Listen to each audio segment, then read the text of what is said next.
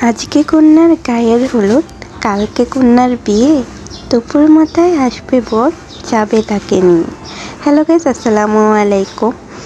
তো ওই দিন ছিল আমার বোনের গায়ের হলুদ, বৃহস্পতিবার। আর বিয়ের মাধ্যমে কিন্তু একজন বোন থেকে আরেকজন বোন আলাদা হয়ে যায়।